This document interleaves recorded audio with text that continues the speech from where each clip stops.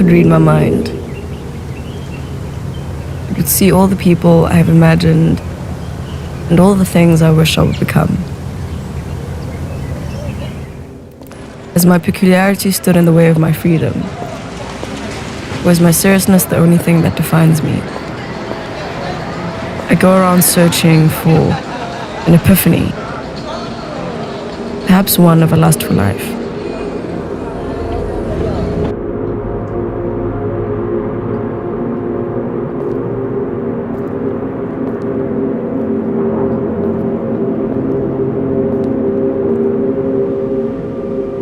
I imagine the ghost that follows me to be me.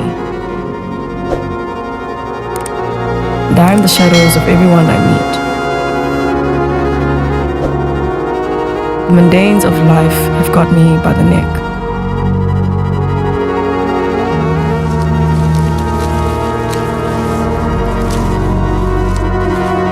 There are many things breathing in this world.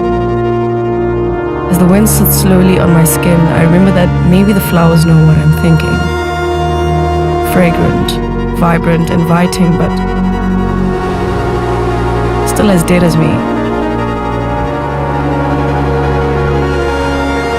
Is there anywhere I belong?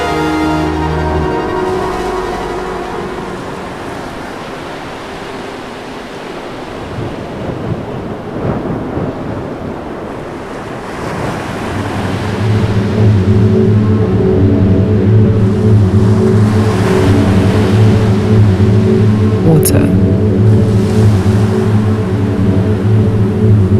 salt,